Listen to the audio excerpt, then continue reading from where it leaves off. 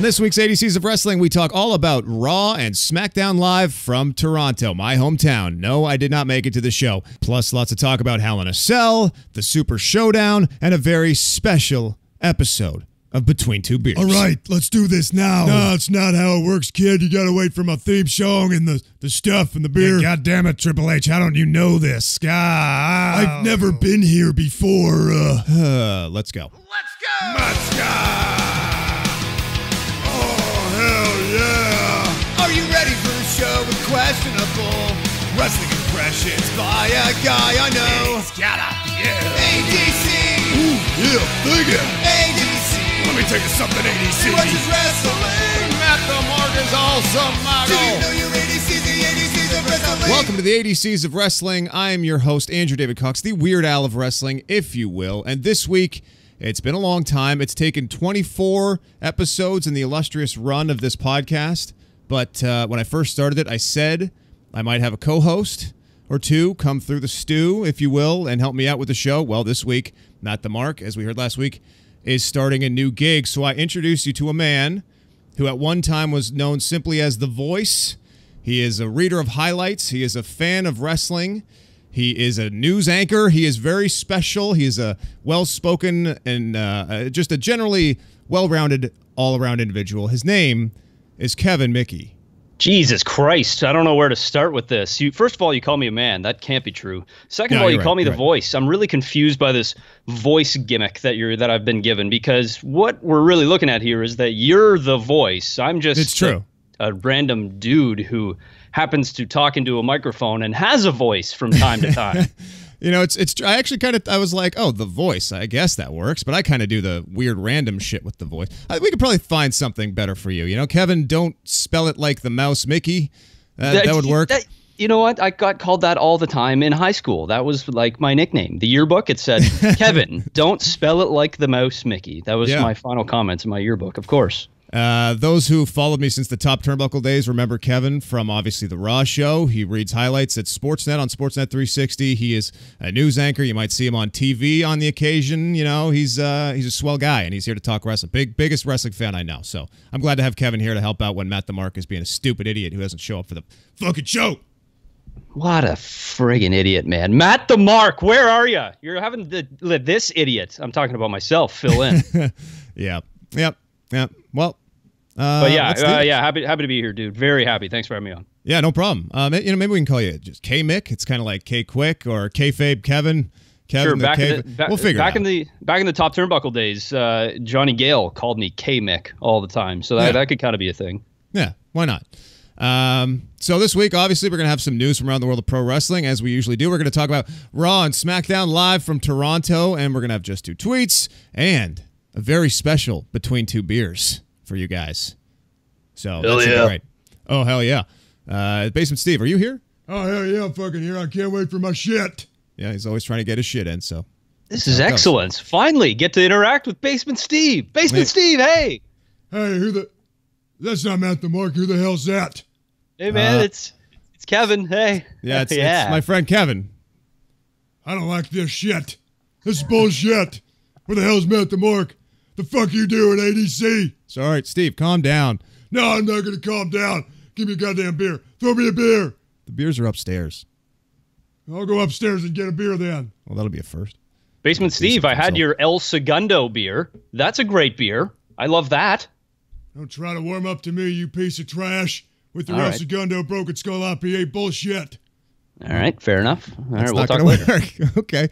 Well, let's talk about some very exciting news this week. SummerSlam weekend, dude. Next year in Toronto. Are you going to go? Here's the thing, man. 4 nights of wrestling in Toronto. Yeah, here 1 year in advance. Yes, I'm going to go. I'm going to go to every single event. When time comes at events, the tickets go on sale to the event, I'm going to be like, ooh, that's a lot of monies all of a sudden. Yeah. But you know what? Looking ahead, I think I'll definitely go to at least 2 of the 4 events that'll be in the city. How can you not? It's going to be such a huge event. It's like Survivor Series. Dude, yeah, when Survivor Series was here, man, NXT TakeOver Toronto is probably still my favorite memory ever. I've talked about it on the podcast ad nauseum that we sat by Candice LeRae. The DIY versus the Revival match was one of my favorite experiences ever. But I'm really excited for NXT TakeOver Toonie, eh? It's going to be great, bud. Oh, hell yeah, bud. We're going to get the old wrestling out there in the ring, and we'll just have a good old time there, eh? Well, fuck yeah. I suggested they just call it NXT Takeoff, eh?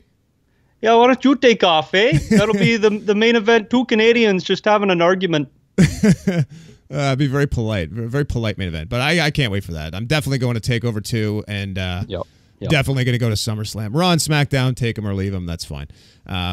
Some other big news: Neville no longer under contract with WWE, and as per everybody's favorite pundit Meltzer, he can compete.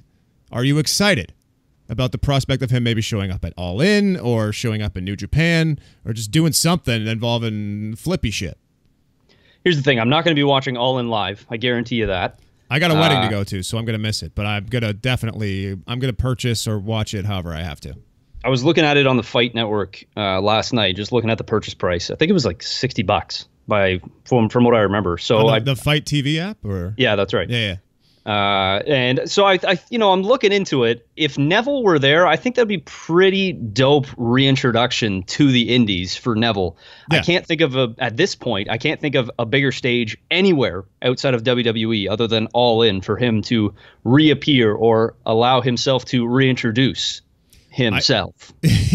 I honestly can't think of a better event or a more important event this year, aside from maybe Evolution, but the WWE has already been kind of spearheading that. This is like a WrestleMania for the indies. It's a big deal. It's a really kind of crazy time that they can do this. They're selling out like a 10,000 seat arena.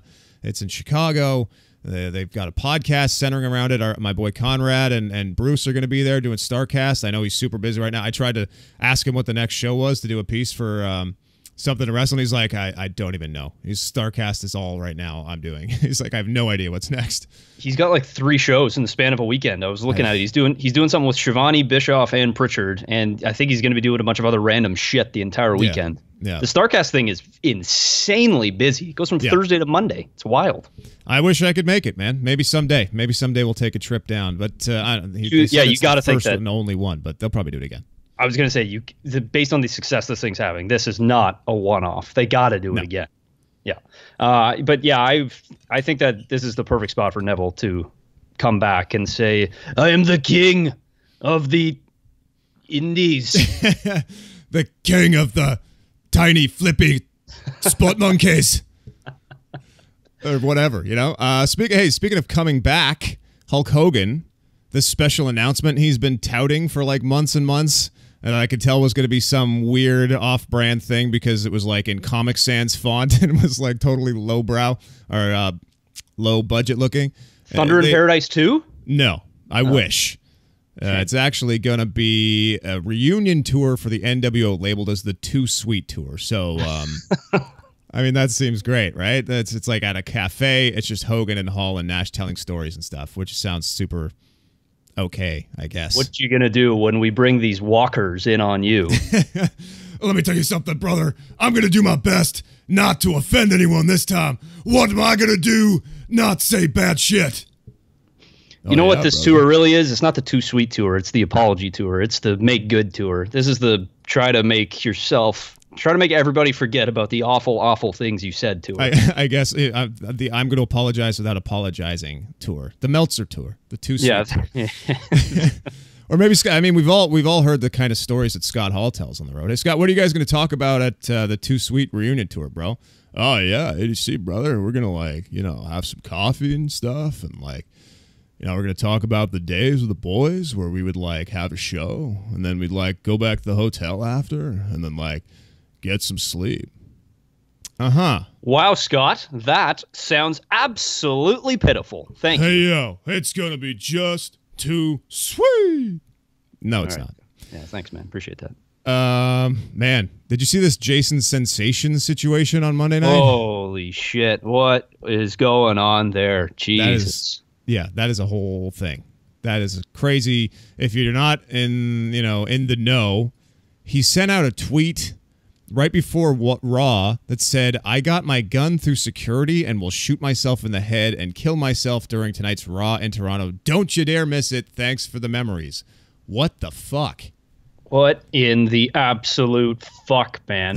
if this is some sort of stunt,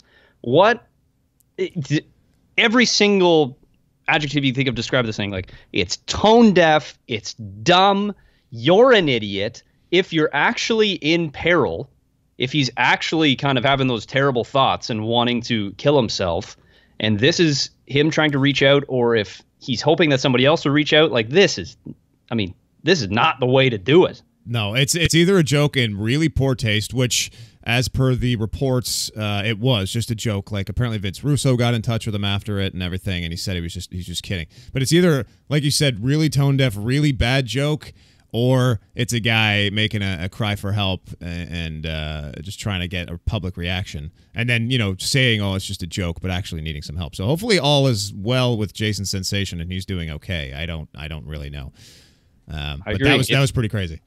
If he is not doing well, I mean, I hope everybody can reach out to Jason Sensation and help him. If this is a joke, then what the fuck are you doing, man? This is just absolutely dumb, ridiculous. Yeah, that was pretty crazy, especially tone deaf considering the events in Jacksonville and this the Madden situation. And speaking of, apparently they're gonna have really increased security at All In on Saturday, which is probably a good thing. I'm not gonna lie, that sort of played into my fear of going to Raw and SmackDown on Monday and Tuesday. I'm just like, I don't even feel that safe anymore going to like a public show. It's always in the back of my mind. It really sucks that this kind of thing is happening. Have you been around the ACC/Scotiabank Arena lately? Scotia? No. Scotia.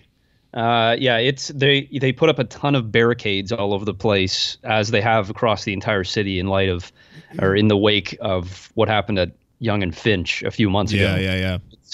It's kind of it's almost intimidating sometimes to walk around there and think that you need that much security. It's kind of a shame. Yeah, I actually have seen those, the big concrete pillars that they put there. Right. Yeah.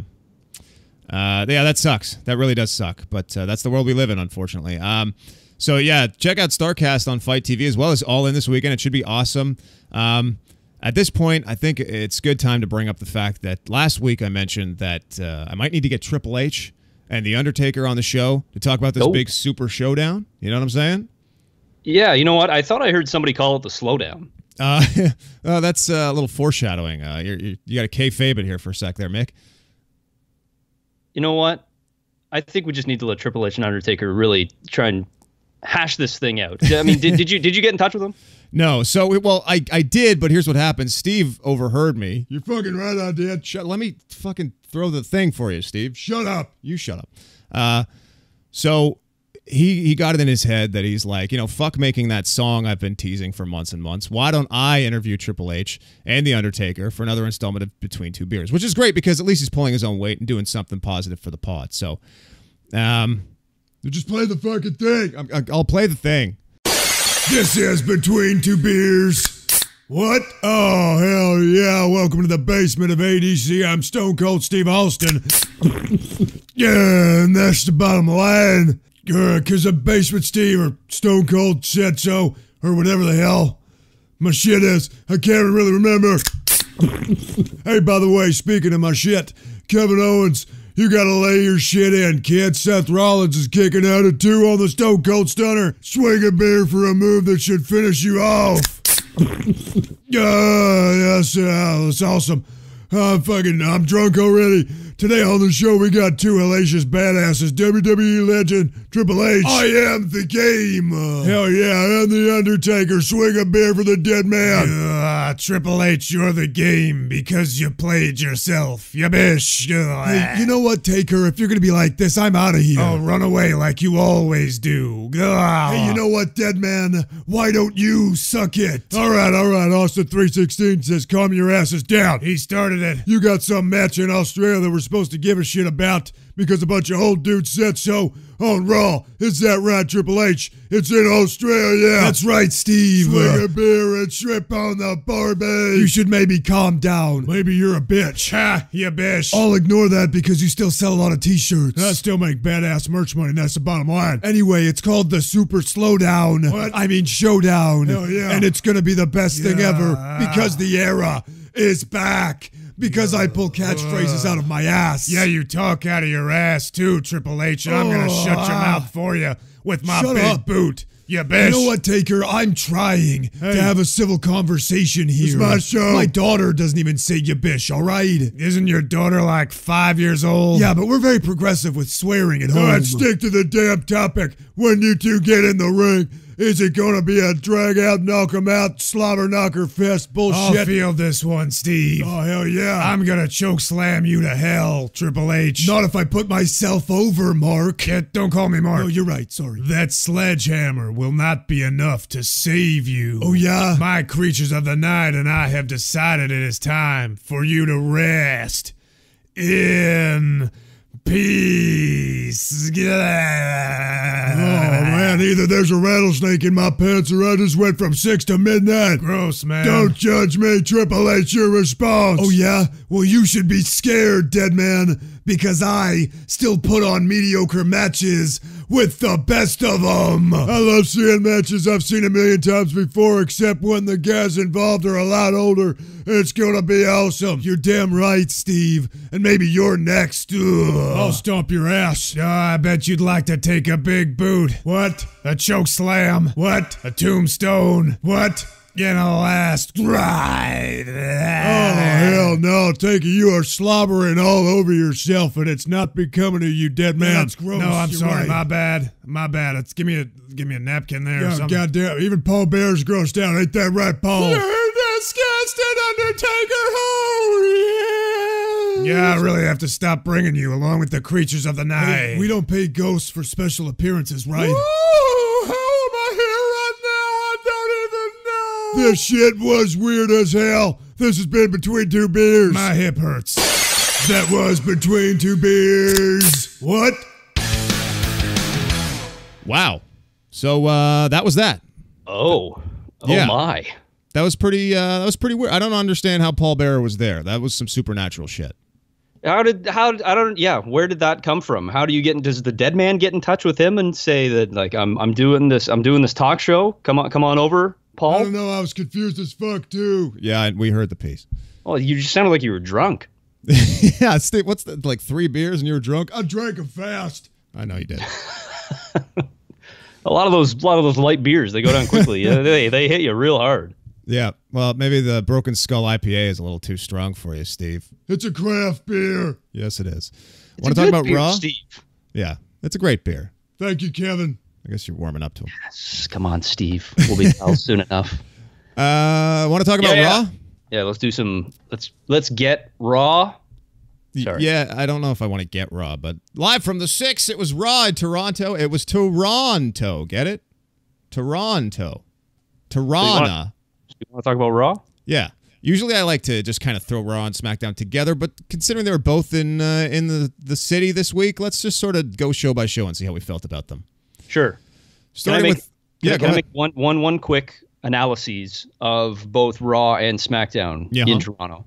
Mm-hmm. Every time someone cut a promo and mentioned the fact that they're in Toronto, it drives me out of my mind to hear them go, "Welcome to Toronto." Toronto. And then that's just because all of us hosers here say Tirana, but I try to say Toronto. But it's not. It's now nobody pronounces it. And it just drives. It's just a little thing that drives me nuts. Just but you know what it is though. Toronto. Especially with also that's welcome the correct to way to say it. Montreal. Yeah, Montreal's weird. Yeah. But you know what? That's technically the right way to say it. It's Toronto. No, it's the wrong way to say it, according to me. You tune into City News on the weekends at 6 o'clock, and I'll say, "Hello, Toronto." I'm not saying, "Hello, Toronto." No, definitely not ToRAWnto. But I say Toronto a lot. I pronounce the T-O at the end. Whatever, man. You're lazy. Sorry. Basement Steve's rubbing off of me. Just I got a bad taste in my mouth all of a sudden. He's fucking right. It's just Toronto. All right. Steve gets it. Steve gets it. That's right. Okay, let's talk Raw. The biggest thing that happened on Raw was Braun Strowman turns on Roman Reigns. He joins Ziggler and Big Drew McIntyre. I thought this was pretty fucking awesome way to use these two guys. They needed direction. The whole Seth Rollins thing was getting a little bit stale. Everybody was like, oh, they're going to reform the Wyatts. They're going to have AOP join him. But in my opinion, that's just kind of a rehash of the Wyatt thing. It's boring. And to have AOP join him, it just sort of positions them as like henchmen. Whereas you bring guys like Ziggler and McIntyre, who are already killing it right now, up to Strowman's level, into like the title picture. I think this is awesome. I know how you feel about these two guys. I am a huge fan. We've talked about this before. I'm a huge fan of both Dolph and Drew. I love the reincarnated two dudes with attitude. And I love the fact now that you're right. If you throw the AOP in there, it's just whatever. Two guys without personality who join Braun It's the Shield Strowman. Light. Yeah. So, but now you have three individuals who all have their own personalities, and they're working towards a common goal of evil. And that is what I'm a fan of.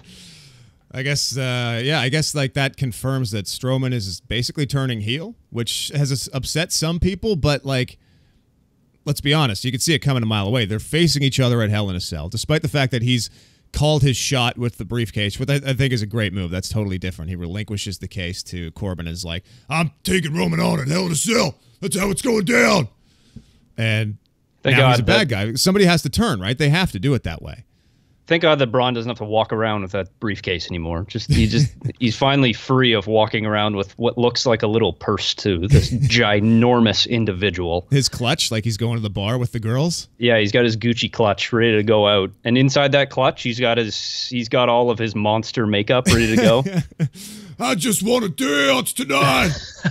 I just want to feel the music. I would love to see Braun really cut a rug in a club. Oh man. I'm a monster on the floor.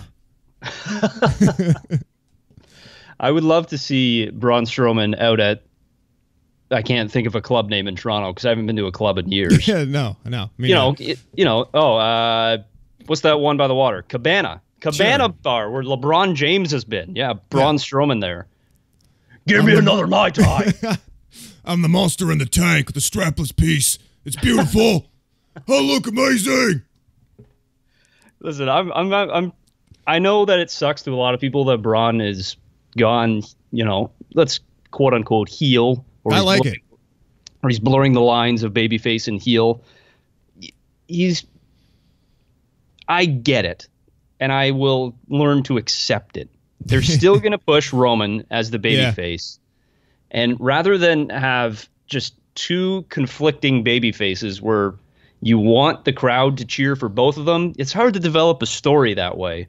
So get them to turn on somebody, put him with two characters who the crowd accepts as heels, and let's move on from there. We'll see what they can do after this. Let's be honest, if they turn Braun super heel again like he was during what I believe was basically the feud of the year last year, and have him attacking Roman and doing super crazy feats of strength and like really dastardly mean shit, the crowd's going to cheer for him anyway. So he's essentially, to the marks, he is the babyface in the feud anyway, despite the fact that Roman's back with the Shield, and that was kind of like a way for them to cash in and just sell some t-shirts.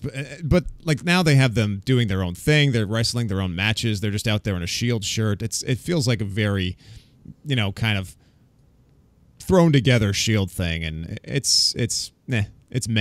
That works for me. Yeah, I agree. Also, speaking of Braun and Reigns from last year, one of my favorite moments of that feud was in Toronto at Raw, where Strowman threw an office chair at Reigns. Yeah. That's one of my favorite moments of Raw last year. I was there, and it was absolutely spectacular. That's everybody's favorite part of that video too that I made. If there's more office chairs to faces, sign me up. I'm all in. I threw a chair at his head. Buy me a drink. I look good in this dress. I don't have my clutch anymore. Somebody has to pay. I put my drink down in the booth. It's with my girls. And you know that Braun is getting bottle service. Yeah. Oh, yeah. Braun's a fancy bitch. Trish Stratus returned to spar with Elias. I thought that was pretty fantastic television. How'd you feel about that? Elias just roasting the city of Toronto and the Leaf in general. That was great. Classic heel heat. I loved it. Trish, I was pretty fired up to see her. When I heard her music hit, I legitimately said out loud in my condo to myself, I said, "Oh, Trish!" I was pretty happy to see her. I'm a huge Mark. I'm a huge Matt the Mark for anybody Canadian, pretty much. So I was fired up to see Trish. I felt like she was a little, rusty on the mic. Yeah, a little bit. She was very quiet, but whatever. I'm not. You could tell her going through her little mental Rolodex trying to figure out what his catchphrase was. She's like, "I need you to Silence your cell phone. Yeah, that's it. That's what I'm supposed to say. Applause and shut your mouth. She did an admirable job. Obviously, there's going to be some ring rust and some promo rust. You know what I mean? Sure. Yeah, and that's I'm not upset with it by any means. I'm happy to see Trish back. I'm a huge fan of Trish. Well, you also saw Trish get bashed by Elias, saying he doesn't date women in their 60s, and it was a pretty funny segment, man. I thought it was good.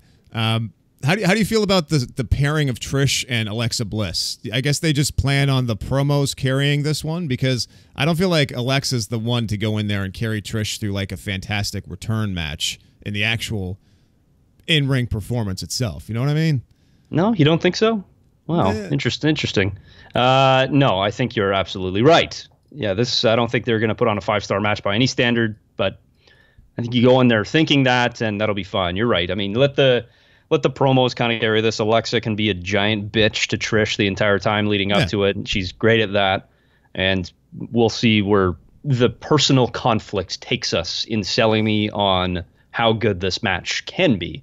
Do you feel like the crowd reaction was like a little underwhelming when they brought out Mickie James and they had the whole situation with like Natty and Rousey and all those girls in the ring together? Like, I just didn't feel like, despite Toronto really showing up as a crowd, I felt like they kind of undersold that moment. And it was kind of a big deal, man, to have like Natalya, Trish Stratus in the ring, and then Ronda Rousey, who's like the future of that division. It was, I thought it was a pretty cool moment, man. And the Mickie James thing, that carried a lot of weight too, but people were just like, oh yeah, she doesn't really mean anything now, so who cares? I just thought it was kind of awkward, and they were like, oh, Mickie James, they've had,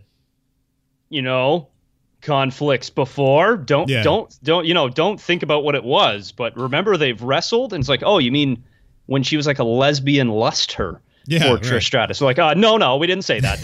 You don't have to think of the lesbian thing. It's just like they've fought before. Yeah, maybe it was just too haphazardly done. It was like, God damn, they'll remember. Just put her out there. They'll cheer and stuff. Sure, Vince. Very good. Yeah. I don't know. For me, here's putting Rousey out there with Natty and Trish and all the other babyface women on Raw. I don't think that she necessarily needs that. Maybe like one compadre on her side, Natty, that'd be fine. Right. But I don't know. I'm just a big fan of Ronda, not necessarily mirroring what Stone Cold Steve Austin was, but having that sort of flair to her, where she's an independent badass who will beat the ever-living shit out of you whenever she needs to. I don't think that like she needs a ton of friends on her side and whatnot. I understand that she has friends and she's friendly with Natty, but I don't need a whole stable hanging out with Ronda and them, everybody hugging and like celebrating together. I'm a huge fan of Ronda just being independent and just getting ready to kick the shit out of you. God damn it, this kid knows his shit. DTA, don't trust anyone.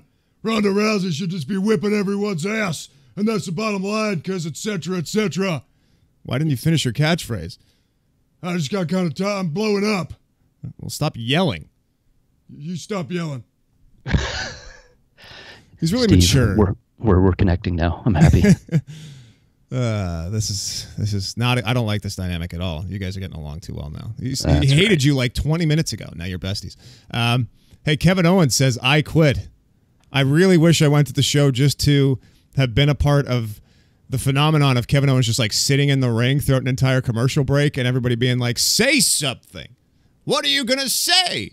Everyone just yelling random things. Yeah, like, Kevin, what are you doing, Kevin? Yeah, a bunch of Habs suck, go Leafs go, all that sort of stuff. In case you're not in on the joke, guys, Toronto and Montreal don't really get along in a hockey sense. Absolutely, and that's why not Kevin Owens trolled us. Yeah, I always love how he can turn the crowd against him so quickly, where he speaks French, and that pisses off all of Toronto, apparently. Was it Coach? It's just like, I've never heard the entire crowd boo just because somebody started speaking French. Yeah, that was the most in-depth comment that Coachman has ever made since returning. Well, thank God he's gotten rid of that one-word bullshit. I got one word for you, Coach. Shut up. Is that one word? Yeah, that was some good shit. Yeah, Steve liked it. He's laughing his ass off back there. I see that. Yeah, fucking one word, shut up. Oh, goddamn, kid. Oh, you really laid your shit in. Yeah, I did. He's like, I gotta stop. I gotta stop doing podcasts on Skype because I'm in the basement and he thinks he's fucking like riding shotgun. So he's sitting there just drinking beers and wanting to be in on the show. He was hanging out with Vanguard Dog 1. He's got him in his lap, and every time he yells, the dog just perks up like, "What the fuck?" Just really weird. Here's what I think about Kevin Owens. There was no direction following getting squashed by Braun. He put on one of the best matches on Raw this year. With Fantastic him and match. And now they burned it down. Where do you go? Where do you go from there? Who knows? Have him quit. Come back in a few months. Something else happens. Sure. Refresh Kevin Owens because he's still got a bright future in front of him. Still, I think. I don't know if this is too obvious, but in my head, immediately I just thought, okay, he's saying he quits and he's coming back to screw Braun Strowman out of the title at Hell in a Cell somehow. But there's going to be so many other guys involved in that feud that maybe that's just too noisy. That's too much. There's a lot going on there. A lot of gaga, as Pritchard would say. Yeah. You know what?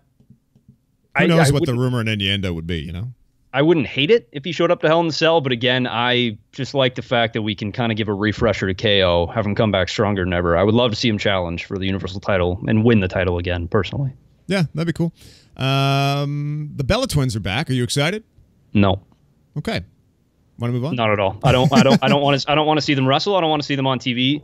And I think, remember the promo that Charlotte cut 2 weeks ago where she called Carmella a diva? Yeah. That's just my feelings. They're divas, and they I don't want to cut too harsh of a promo on them, but they have zero charisma. No, that's the problem. They can't wrestle, and they can't keep up with the better women's wrestlers that WWE has. Yeah. I would argue that Nikki can keep up. I think that the feud she had with Natalya on SmackDown going back to like last year, 2 years ago, was actually pretty good. Somehow, surprisingly, after her neck surgery, she kicked it into another gear and then hurt herself again. But I think Nikki got pretty good. Like she's probably a better wrestler than say Alexa Bliss or I don't know, maybe even currently like a Mickie James or somebody who's just kind of there and has never really impressed me. I would put her above Brie. No, Brie's not very good. No. And Nikki, when Nikki, like that promo she cut backstage, like everything you say probably shouldn't end like this if you're trying to sound real or confident. Here's the thing. I try not to criticize the way that somebody speaks because there are a ton of women. No, that's kind of really her, yeah. who will speak, with that inflection, and I think that's just a generation of women who speak like that. There's absolutely zero. There's nothing wrong with that to me. So like, any day, given like walking in Toronto, you might hear a girl talk like that. Yeah, you can. That so talks sure, like that, as I fumble over my own words. Yeah, you're an idiot. Sorry, Basement Steve again, rubbing off on me. Goddamn, you're an idiot. Just stop, Steve. God damn it. There are so many women that speak like that, and like I think that's just a generation of women who've grown up. So she can relate to a lot of women that way with the upward inflection. That's fine. However, I think she sounds like a Kardashian. It just doesn't fit in WWE. I don't think it just doesn't fit in somebody wanting to beat the shit out of somebody else. You know what? No, you're in combat for a living. Well, they're back. They have like a tag match or something next week. I kind of forget what it was. By the way, kind of just talking about the women on Raw as well. Apparently, Sasha Banks is Toronto's finest, according to Titus O'Neil. That made no sense. You got to match that against Toronto's finest. I was like, oh, so she's getting a squash match against like some local talent. And then it's a Sasha Banks match. That's exactly what I thought. I was like, wait. And I had to rewind and listen. I was like, did he say Sasha Banks? Yeah, that was weird. But did Dana Brooke show a little improvement, do you think, in the ring? I've seen a lot of videos of her like working really hard at the gym, doing some cool stuff. There was a video on Instagram yesterday of her and like Ennis Cantor at the gym together, which was really funny. She's doing like, that crazy flip she does, like at the entrance ramp where she somehow defies gravity and kicks her legs over and doesn't land on the top of her head. It's that cheerleading move, whatever it's called. I don't know what it's called. Whatever it's called is the thing. I think exactly. The official name, yeah. Ready? Okay. Let's do the whatever move. Yeah. Okay. Do a double twist, tumble into a whatever it's called, and then we'll do the toss into the air, and then we're out. And then we go home, kid. I'm still not a big fan of Dana Brooke, but I'm willing to have my mind changed. I'll leave it at that. Yeah, I'm cheering for her given the recent tragedy that she went through, obviously. Yeah. Baron and Balor, again, why? I don't know. Gotta put Balor on TV somehow, just so that I'm sure Vince is sitting there, and pardon me if I could do a Vince impression, please. He's like, God damn it, we gotta get the little guy out there with the abs. Put him out there. The crowd loves to put their arms in the air. They love it. It was the guy with the bulge and the paint. Ha ha. God damn it, he's got sexy abs. He just wants put Balor out there to, put him on TV. He's so goddamn vascular. I don't give a shit about this feud, though. I don't give a shit about the feud. I'm definitely becoming a big fan of Baron Corbin. I think his character is evolving a lot, and I think he's doing a really good job of getting legit heel heat as this general manager character, or as acting GM rather. I still think it's a weird look to have a guy that wrestles in dress pants. It's just even just in kayfabe, you'd think that he would wear some tights underneath and take his shirt off to wrestle. There's no way he's I want to be remembered as the guy that wrestled in a waistcoat for the rest of my life. Do you know why he's doing that? It's because he is conducting business at all times of the day. Yeah, you're right. Exhibit A. During the middle of that match, he had to make the announcement that it was a no disqualification match. See, that's good stuff. He's wearing his suit, and therefore he's conducting business. You're right. It's very official. It's very official. That's right. I guess it's just like the way that, in kind of the opposite way, Kurt Angle knew he might have to wrestle at any given time. That's why he could never wear a fucking dress shirt with his suit and just wear a T-shirt underneath at all times. Yeah, that's right, because that shows off his sweet, sweet pecs as well. Yeah. He's like, as an acting GM of WWE, I got to wear a V-neck at all times. Hey, I have a broken freaking neck. If I wear a dress shirt, you won't even see it anymore. He's shaving his chest for a reason, so, you got to wear a V-neck to show it off. He's got no neck, really, honestly. If he were to wear a dress shirt, you'd probably just see him from, the nose up at all times. It's a cartoon character of sorts. Yeah. Also, I think it's like good Beaker, who would just stick his head back in his shirt and be like, me, me, me, and you wouldn't see him. You'd just see his head. That would be Kurt Angle in a dress shirt.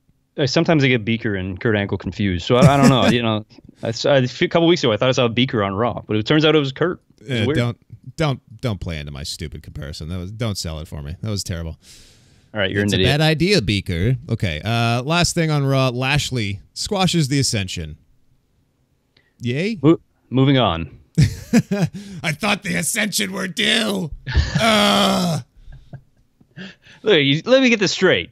You took all of your money and you bet it against Lashley? I thought the Ascension were due. Yeah, anyways, that happened. I just wanted to say it again. Yeah. Let's move on to... what were your thoughts on Raw overall? Just okay. I didn't feel like I missed out on much, aside from maybe just being there for a Trish comeback, even though she's pretty much back full-time now, right? It seems like she's going to be there to ride it out right until Evolution, off and on.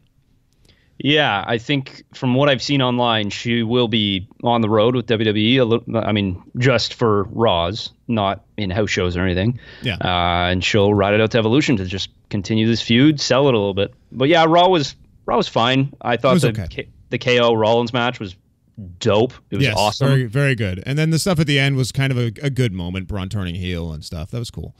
Yep. So let's move on to SmackDown Live. Hey, Kevin Mickey, it's JBL. Did you bring Maggle with you? Maggle's, hasn't he? Let me check. No, I did not. Oh, I miss Maggle. I just like saying Maggle. Just shut up, JBL. Okay, SmackDown Live. Becky Lynch comes out and ambushes Charlotte Flair. Charlotte obviously defended her title against Carmella, who can now kind of go back into, I guess, relative obscurity, unfortunately, but that's okay. Yep. She wasn't setting the world on fire. Becky Lynch, the attack, and then saying she's going to take my title back, you bitch, I thought was pretty awesome. You bitch. That was some strong shit. I was a big fan of it. Yeah, I think what everybody's talking about, though, is the crowd is so hot for Becky now that she is a heel. Is she going to have to try and work to try and turn them away from her? Because all of a sudden she looks like the babyface and Charlotte is just kind of there with the title. Yeah, see, people get so worried about this, and, you know, it's like, does WWE dictate who's heel or face or to the audience? Is this organic or not? But, like, does it matter if the crowd are cheering Becky? Like, maybe the audience are just kind of heels. The audience like the person who's doing bad. They were even booing Charlotte when they showed her at the end with the title and giving a thumbs down. There are some fundamental issues with it. The fact that Charlotte is huge compared to a lot of the division. Like, her being the babyface against Carmella, I mean, it works because Carmella is such a shit talker and she's annoying and she's really aggravating. But, like, most of the time, Charlotte would be so good at dominating and being mean, and just, like, you know, to have, like, Carmella controlling her with a chin lock from behind just looks strange to me. It's like, Charlotte, just get up. You could just dominate this chick. And Becky Lynch, the audience love her so much, so it would have made sense. I was definitely rooting for Charlotte to turn heel. But this Becky stuff, I mean, the audience are cheering it because it's good. I'm enjoying it still, so I don't really care if that's the reaction she's getting. So what? That's the reaction Steve Austin was getting, and then, you know, he became a babyface, but whatever. I don't know. It doesn't bother me that much, per se. I'm definitely not bothered, just considering, like you said, this is the most unique character we've seen from Becky. She's finally showing more personality than just like, I'm going to try hard and we're going to do it together. Yeah. It's like, all right, fun. Yeah. Maybe they felt like there was a lot more character advancement for Becky in the option of turning her heel, despite the fact that the audience were probably likely to cheer for her anyway, than there was for Charlotte turning heel and Becky just continuing to be like, oh, you were my best friend, teacups, so I'll try really hard, straight fire, whatever. You know what I mean? I think I've heard that promo before, yeah. Yeah. Oh, Becky Balboa, etc. There's just more. There's a higher ceiling in a heel Becky for a while, I guess, despite what the audience is going to say, which is, fuck off, we like Becky. I agree. I think if Charlotte turned heel, it would have worked, but the crowd is also, everybody's seen that before. Charlotte's great at it, but there's definitely more room for development with Becky as a heel. Yeah. Kind of a similar situation, honestly. Samoa Joe is a bad man. We all love Samoa Joe. The audience cheers Samoa Joe because he's such a badass, but nobody's complaining. Yeah, you know, God damn it, you finally said something smart. Yeah, this kid's busting me up back here. You finally said something smart, ADC. Shut up, Steve. Why don't you cut my... No, actually, don't cut my grass. You fucked up my lawn last time I asked you to do that. Yeah, you fucked up your podcast. Shut up. God. Sorry. Go ahead, Kevin. Basement Steve speaks the truth. Shut up. Sorry. Anyways, yeah, I honestly agree. Samoa Joe is the most real life, true to the man, fucking badass dude. I'm so scared of this guy. He's so awesome. Everything about him. He's probably my favorite character in WWE right now. And moving forward, him and Styles just continuing to fight. I wrote in my preview column for sportsnet.ca. Check it out. SummerSlam. There's also, you don't have to read the preview. There's also a post-event recap. You can do that too. That I think that just like there's so much room for these guys to continue feuding that this didn't have to be a one-off, and I'm glad it wasn't, like you guys mentioned last week on the show. Yeah, keep it going. Keep this going for a while. These guys. Yeah, bud. Oh, hell yeah, bro. Let's fucking go there, buds. They're going to fucking just go out or get the mitts off, get the flippers off, and just get their chucking the knocks there, buds. Oh, hell yeah. But AJ gets a hold of him. He's just going to be fucking feeding him the right left, eh? Oh, yeah. He's just, yeah, you big fucking goof there. I'm going to fucking feed you to the ice. How about that? Oh, he's a beauty, that AJ Styles. And fucking Joe, he's a hoss, eh? He's a big guy, eh? He's a big motherfucker. He reminds me of old Eddie Shack there, running around and taking you down. Oh, you're just fucking filling him, bud. Anyway. Anyways, that was the Canadian podcast. Yeah. Stay tuned. We're going to have a full episode every week. It's going to be great. Not true at all. I totally derailed you there. Styles, Joe, just give me more, man. Keep giving it to me, because keep giving it to me. Please use that line over and over. Kevin Mickey says, keep giving it to me. That's the description for this week. We have a special guest host who wants you to keep giving it to him. That's right. Keep giving it to me, ladies and gentlemen. Stop calling my wife Samoa Joe.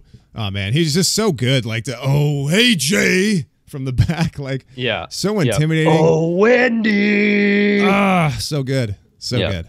It's just, I feel like we haven't seen an angle where a guy's being, like, just a total asshole towards like somebody's immediate family or wife in a long time.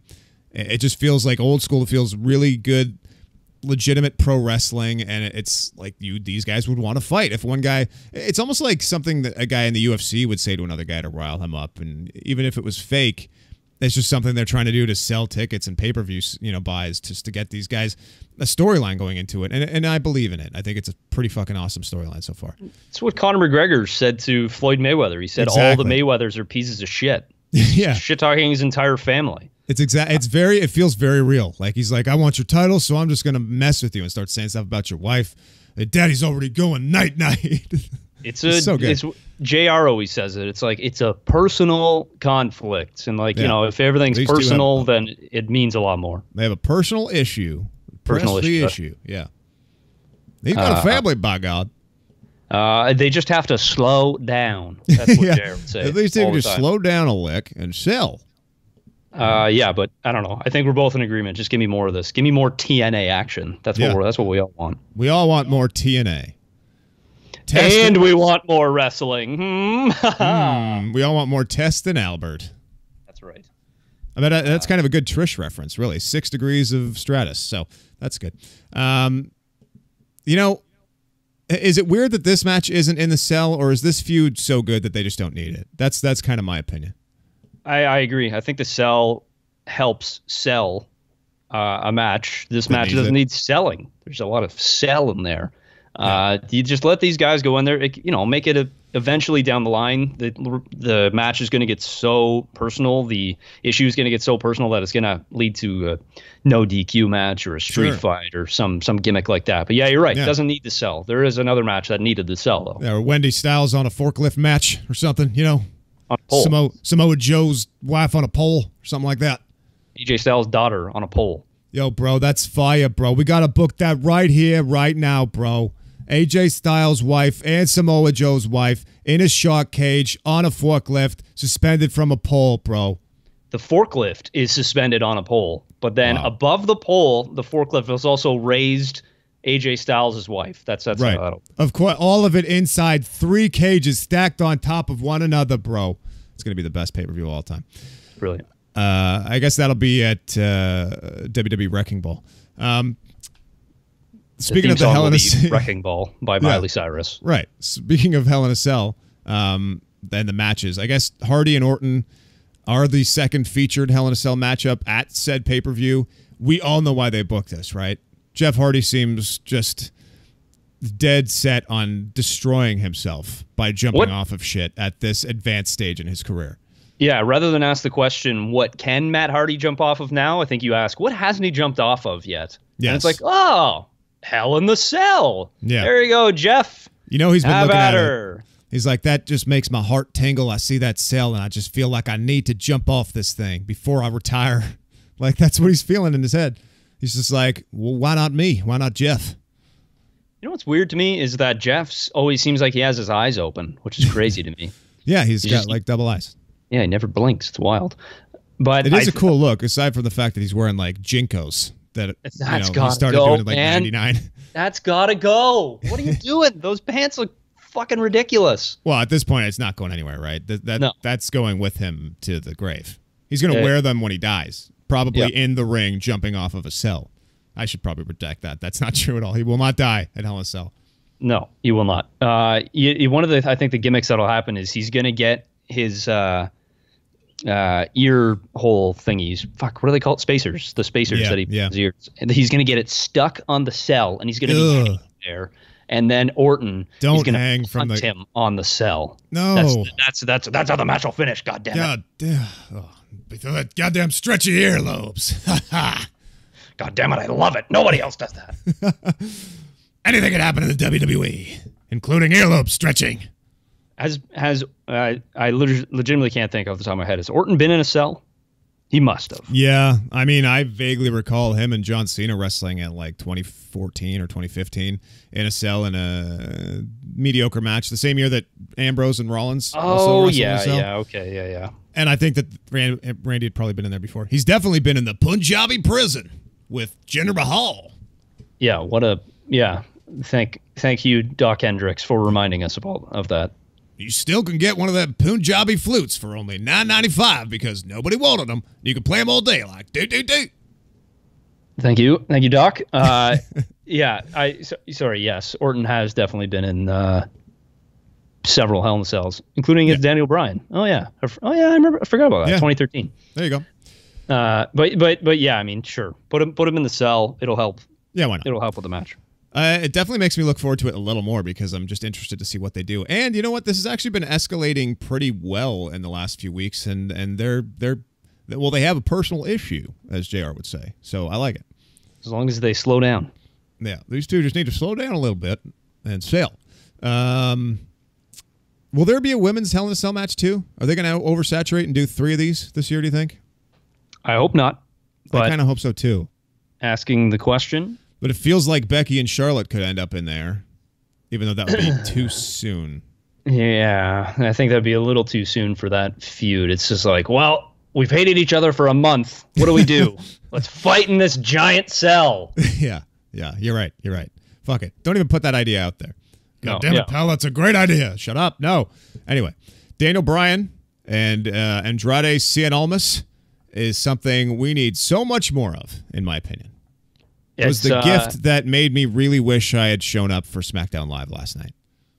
Yeah, you should have gone. You're an idiot. Also, I had no one to go with. Honestly, everybody flaked out on me, including your salty ass. Oh, sorry for working. Yeah. Trying to put food on my table. Well, I don't see any food on your table right now at all. Well, fuck you. That's why. You failed, Kevin.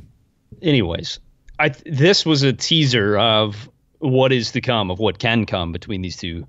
Almas, put him in there with the WWE's indie darlings, as they say, like D-Bry, the original indie darling, or anybody else and he'll have a great match. We've seen that.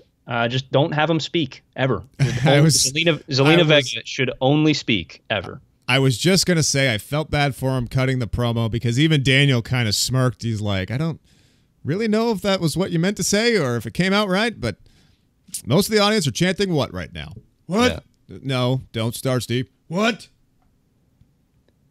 You're supposed to say something else, and then I'll say what again? I know. That's why I stopped talking. What? Got your ass. You're a fucking salty bastard. You know that? Good. Is this mixed tag match going to deliver? I wasn't feeling it when they announced it. I was kind of feeling it when Miz and Maurice came out and they got all, dirty and mean. I don't know. It's got it's got potential, but I'm not really going ape shit for it at the moment. I'm not like, oh, thank Christ they're wrestling. I'm going to watch this now for sure. Yeah. No. I think it's kind of a means to an end for them to keep this Daniel Bryan and Miz thing going and to have it culminate at a later date in a bigger way, right? Like the match that they had at SummerSlam ending with the disqualification was kind of like a warm-up. This thing involving their wives is a good way to keep the story going and have them get more personally invested in it because their spouses are being hurt or insulted or whatever. And then hopefully Daniel Bryan and The Miz can ramp it up and get even more personal and even more vindictive, and it can get to that rarefied air being currently occupied by guys like AJ Styles and Samoa Joe, or even Randy Orton and Jeff Hardy, which almost has a little more heat than Miz and Daniel Bryan right now because they kind of cooled it off a little bit. I kind of wrote that in my my preview piece for Sportsnet.ca, the fact that I think Miz is going to go over only because they're going to continue this feud. They have to. And I think you're right when you say that this almost helps deflect away a little bit and helps keep things running. Daniel Bryan, The Miz, they're not going to get a hold of each other one-on-one for another few months. This is just a way to further their issue. Yeah, it's like maintenance, you know? You just got to keep it in good shape, and then we'll really work it out later, I think. I hope. I don't like The Miz and Maurice's new T-shirts. The Miz usually comes out in a suit, and he's in like a baseball tee all of a sudden. Yeah, that was kind of weak. That was definitely weak. But I guess also this is you'd be a fool to think that they're not also seeing dollar signs as far as Total Bellas and Miz and Mrs. cross promotion because it's full of it. Which season 2 just got picked up for a second season. I saw. Awesome. Yeah, coming out in 2019. Yeah, can't wait. My wife hasn't started watching that yet, which is surprising because she's a big fan of Total Divas and Total Bellas. Oh, man, I've watched every single episode. No, you haven't. That's right. That's actually how I got my wife into wrestling somewhat, like enough to the point that she will come to shows with me when she can. Just because she'll be like, yeah, at least I'll see like some of the Bellas or Natty or some of the girls that I see on TV every week. So there's still something there for her too, which means it was a smart business endeavor, right? That means it's working. Absolutely. Appealing to a new demographic. Yes. Oh, hey, how about this? King Booker welcomes the New Day into the Five Timers Club on SmackDown. That's the last thing I wanted to talk about. I thought this was kind of honestly a really fun segment that made me laugh out loud a couple times. Just out of left field too. I was just like, we get King Booker? Yeah. We don't just like not even Booker T, but King Booker out of nowhere. And then King Booker does the spin-a-rooney. Yeah, you're right. This was fucking stupid, but it was great. I loved it. It was like campy WWE segment in the best possible way. Yeah, it's got the crowd, fired up for SmackDown right away. Bunch of good personalities out there. Everybody doing spin-a-roonies. Big E's spin-a-rooney was great. Yeah, great. Like a turtle on his shell that can't get up. And then a use of Booker T in a way that we haven't seen in a while either. Aside from him being the guy who's kind of goofy on commentary and screws things up all the time. Talks about his first Survivor Series in like 1989 and shit like that. It was a way for them to kind of bring back the very lovable Booker T character that we like out there doing a spin-a-rooney dressed as King Booker and giving them guys like nicknames and then just saying Big E and Big E being like, where's my nickname? Funny. This was a great use of Big E, and then just again another opportunity for the New Day to show that they have personalities that are better than almost everybody in WWE. And then, by the way, while I have this platform, Big E for WWE champion. That guy. Singles push. Yeah, give that guy the belt, man. He's so fucking great. He's so good, and he has great matches consistently too. For a big dude, he's awesome. I love everything that he does. Make that guy WWE champion. He's really believable. Like the way he throws his body through the ropes for that big dive, so landing on people on the apron. Yeah, he's really, really, really good. He's awesome. We're going to have to sort of speed through the rest of the episode, unfortunately, but we're going to do it. Apparently, there's another tag tourney for the tag titles, which is... They just did this, but I guess that's what happens when the Bludgeon Brothers get hurt. What? Yes, the Bludgeon Brothers are hurt, Steve. But they got fucking hammers. Yeah, well, Eric Rowan got hammered. Oh, wait. Oh, no. Shit. Wait, I'm going to get hammered right now. What? Steve. What? Just while we're here, I love the Bludgeon Brothers song. What fucking song? You know the song. Oh, shit. Goddamn, I love the Bludgeon. Are they gone? They're probably gone. All right. Here's one swig of beer for the Bludgeon Brothers. Bludgeon Brothers are the shit. What? I love their hammers. Bludgeon Brothers are legit. Oh, hell yeah. You're a fucking badass if you swing a hammer. Rest in peace, Eric Rowan. Oh, goddamn. He's not dead. He's not dead. The Bludgeon Brothers gimmick is dead. I'm getting hammered right now in their honor. All right. Well, Steve is distraught. This is going off the rails, Kevin, and it's your fault. Thank you, Steve. That was excellent. Anyway, apparently the colognes still work for WWE. And, good for them, man. That's awesome. Great. The Rusev Day split is either being swept under the rug or it's going to... be used with the tag tournament as the vehicle to get it done. I don't know. The most noteworthy point of everything you just said is the fact that Lana continues to be Kofi Kingston. Did she have her accent last night? Only on the Rusev, but then she was just like, Rusev, it wasn't me. Yeah, I think her gimmick now is just like, I am Russian, but I speak English perfectly. My accent is gone, but I'll still say the words correctly. Like, like the Spanish commentators on like ESPN. And then they'll just be like, it was him taking on Rafael dos Santos in the main event. Like, they'll really ham it up for the actual Spanish names. Because they say it correctly. Yeah, good for her. Yeah, so his name is not Rusev, technically. It's Rusev. That's right. And it's Rusev Day. Yes. It's also time for just 2 tweets. Hell yeah. The following segment was paid for by the ADCs of wrestling. Hey, yo.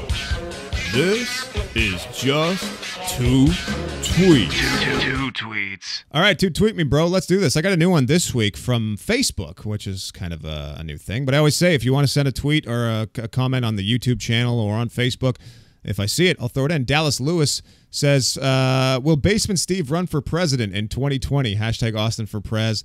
Hashtag stomp a mud hole in the world. Hashtag Stunner's back. He's spending a lot of time in Canada to run for president in 2020, but I don't know. How do you feel about that, Steve?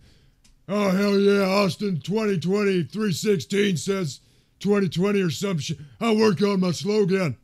Probably should.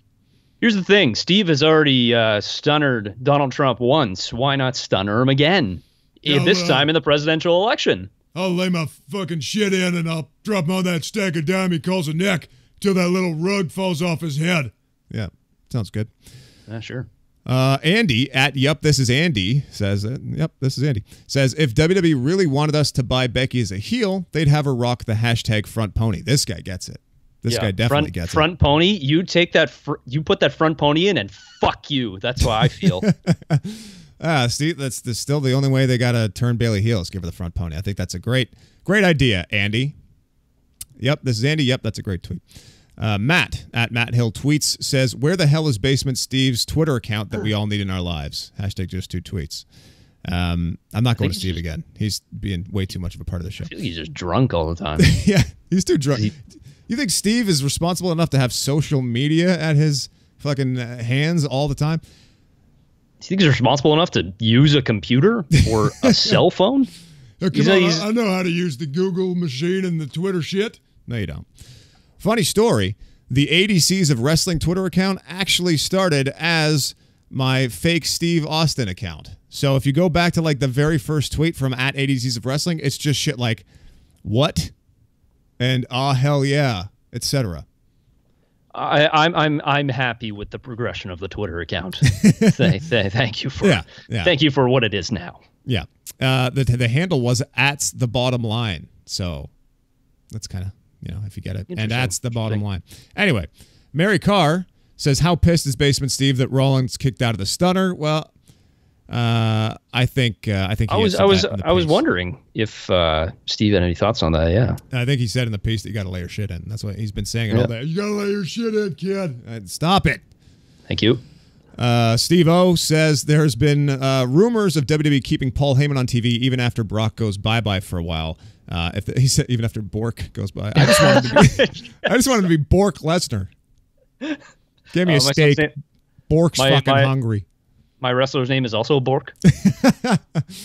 I need a Bork t-shirt. If this is true, who would you guys like to see him paired up with as an advocate? Hashtag besides Rousey. Hashtag please God, not the B team. I think that'd be great. The reigning, defending B team. B team, B team. Go, go, go.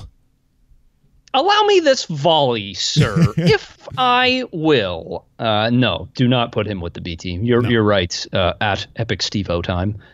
Not with the B team, not with Rousey. It's got to be somebody who's like on the periphery, like they were doing with Cesaro, whenever that was, like 4 fucking years ago now. Yeah. Remember when Cesaro was with them, and then he just randomly, then they just said like, "Oh, I'm not with him anymore." Somebody similar to that. Do you think it would work with like Ambrose if he eventually splits with the Shield? I think that'd be kind of badass, actually, because I think Heyman actually works better with somebody who does have enough charisma to carry it. If it's just Heyman shouting and yelling, we kind of all understand. It's like, oh, they just put him with this guy because this guy has no personality. That's why the Cesaro thing didn't really work. And also the fact that all he said was, my client, Brock Lesnar, defeated The Undertaker's undefeated streak, blah, blah, blah. And it wasn't like, you know, allow me this volley, Cesaro's also good. He wouldn't say anything. So, yeah, Ambrose is actually a really good one. I'll go with that. Stu Little says, between Becky Lynch at SummerSlam and Braun on Raw this week, should we just give up on WWE recognizing and capitalizing organic fan support over trying to dictate the narrative? Also, what is Evolution? Are there any dudes? Well, let me tell you. Evolution is a pay-per-view. And there's only women. There's no dudes. Just to answer that question, because he was fishing for that. And, yeah, I think we kind of covered that. Like, you know, they don't really go with the organic thing for who's what. We've seen that with the Rusev Day thing. Like, they never really pushed him. It's just whatever they want, and the fans are going to react however we want, and you just got to kind of deal with that to be a fan of WWE in 2018, I think. I can see where the frustration is, though. I can definitely see, because you want Braun to succeed so fucking bad, and then you don't really care about Reigns winning the Universal title. I mean, I know I didn't care. I just kind of accepted that it was happening. Yeah. So then in the back of your mind, you hope that it's just like, oh, this is a transition to Braun. This is my crowning achievement, finally. And then it's like, oh, fun. They put the Shield with them, too, now. So it's like, now Braun can't cash in. There's more obstacles in front of him. And then they turn it. So I get the frustration, but I don't know. At some point, I hate to say that, I just get like apathetic towards the storyline, but I just kind of accept that it's happening, like you said. Yeah, me too. Hemi Man 2378 says, "Is it just me, or did Booker T forget what nickname he was supposed to give Big E and then forget how to count to 5? I don't know. Poor Booker. He forgets a lot of stuff, and he says a lot of weird shit. So maybe. Yeah, I think it was 5 time, tag team champions." I don't want to count the 5 no more, man. I'm tired of that, man. Can you dig that? I guess so. Jim Martin. The answer is yes. Yeah. Jim Martin says, the Colognes are back? Did they show up in Toronto because Trump won't let them enter the States? Hashtag Matt the Mark, this one's for you. Yeah, Matt the Mark loves his fucking political tweets. Yeah, that's probably true, Jim. That's why I'm going to whip Donald Trump's ass. Well, there you go. So the answer to your question is yes. Yes. That's the answer to everybody's question today. Yeah. The Brian Davis says, who was your guys' pick to win between Undertaker and Triple H in their last ever match? Hashtag end of an era. Hashtag probably not their last match. You know what? We never did discuss who we think's going to win. My answer is, I don't care. Probably the Undertaker. I will speak for Matt the Markiest, because I believe this tweet was really for him. Matt believes that Shawn Michaels will come out of retirement, Sweet Chin Music, both of them, and then later in the night steal the Money in the Bank contract, cash in, and become the new Universal Champion. And then at WrestleMania, it will be champion versus champion, Shawn Michaels versus AJ Styles. That is what Matt the Marquis thinks. Wow, Matt's an idiot. I know. What a moron. I know. It's just crazy what he thinks sometimes. I think it's showdown. I'm going to lay down for the dead man. That's what I think. Joe says he's gonna pedigree him and win. Yeah, maybe. Well, if Rob Van Dam shows up, he's gonna pedigree his ass and win. Joe says, you think before 2018 you may actually get unblocked and followed by Steve Austin? Not after today, and not after just the Steve Austin Between Two Beers shows, and not after he finally brings Stunners back to YouTube. And do you know what Steve Austin thinks of me? He thinks enough of me that he retweets a photo of me at his brewery. Yeah, that's true. He did do that. Right, yeah. Oh, hell yeah, I'll retweet that shit. But I'm never going to unblock your ass, ADC. You're a bitch. Yeah. We have issues, guys. We have a personal issue, and it needs to slow down, and we need to sell a little bit. Gingy, at Gingy Senpai, says, will you guys be going to NXT Toronto next year, and will you guys be doing a fan meetup? If so, I really want to see Basement Steve chugging maple syrup in person. Does he do that now since you live in Canada? Hashtag Syrup Steve. Okay, that's a really weird mental picture. What's actually weird is the fact that he's doing it right now. Oh, God. This shit's so thick. It's really thick. It's like, it's all over my shit. It's in my beard. It's all over my jeans. My jean shorts are covered in syrup. It's stinky as hell. Well, thank God it's only syrup, Steve. That's gross, man. You gotta open the throat when you chug, Steve. Yeah. Wear the New Day when you need him with some pancakes to wash the shit down. Syrup ass, shit. What? Oh, God. That's disgusting, man. You are really disgusting. You're grosser than the Undertaker and Between Two Beers. All right, so to answer your question, yes. Yes, Steve will be chugging maple syrup in person next year. No, I'm gonna have to end the show because I gotta go now and clean up all this syrup he just spilled all over. It's covered, like my dog is covered in syrup now. Vanguard Dog 1 is covered in syrup, Steve. He'll walk it off, rub some dirt on it. Rub dirt on it. He's just gonna get stuck to him. That'll make it worse. What an idiot. I mean, good idea. Don't suck up to Steve. You're the best, Kevin. You're never coming back. Yes. Thank you for being here, by the way.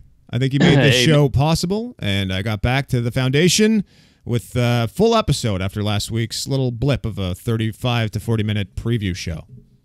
Yeah, man. Happy to be here. Thanks for having me. Folks online, thank you for listening. Much appreciate. Check Kevin out at sportsnet.ca if you're in the States. You can still get it. And if you're in Canada, you might hear his wonderful voice on Sportsnet 360 reading highlights at night. You might see him on City TV on the weekend. You might see him on Sportsnet Central in the afternoon some weekday, reading highlights and looking all sexy and shit. Definitely not the sexy part, but yeah, the other parts, yeah. Yeah. Sorry if we didn't read your tweet this week. The foundation is strong, and there are a lot of them these days, but I appreciate everyone that is sent. I had to, pare down a little bit. And until next week, I think that's it. Ball game.